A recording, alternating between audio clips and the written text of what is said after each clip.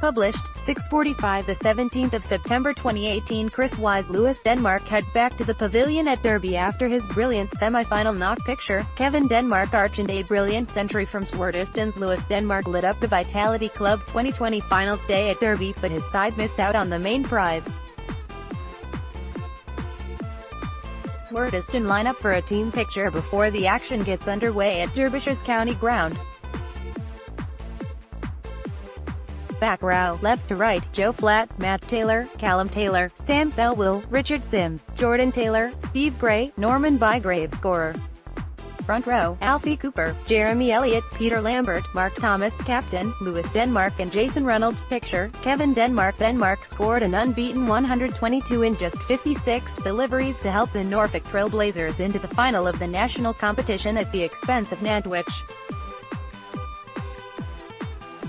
But Swardeston were unable to follow up their impressive 47-run success in the final against Hanging Heaton, with the Yorkshire side winning by 5 wickets in the final over to get their hands on the silverware.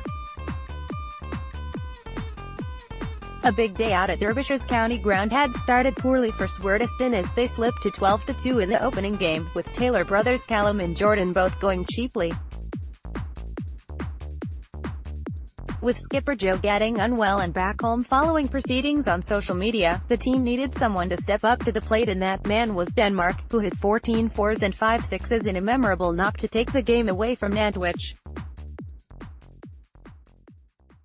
With first Stephen Gray, 21, and then Peter Lambert, 46, providing the support, Swardeston reached 212-4 in their 20 overs, and then restricted their Cheshire opponents to 165-5, with Callum Taylor returning the outstanding figures of 4-1-9-1. In the final, acting skipper Mark Thomas won the toss and opted to have a bat first under the Derby floodlights. There were fewer fireworks this time around, but his side batted solidly to reach 164-8. The Taylor brothers laid the foundations with an opening stand of 51, and Jordan went on to make the top score of 48. With Callum and Gray both chipping in with 25. In reply, Hanging Heaton were given a flying start by Ben Kohler-Cadmore and skipper Gary Fellows, who put on 45 for the first wicket in double quick time. Lambert had the former caught behind for 16, but Fellows marched on in the company of Callum Geldart, 17, and the score passed 3 figures in the 13th over. A couple of quick wickets from first Joe Flatt and then Thomas helped stem the flow, but Fellows was still there, with Hanging Heaton going into the final 5 overs needing 45 to win.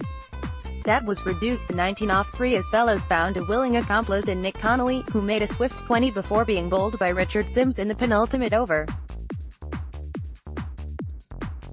2 balls later, Sims had David Stiff caught by Denmark for 2, but the victory was completed off the 3rd ball of the final over, with Fellows unbeaten on 88.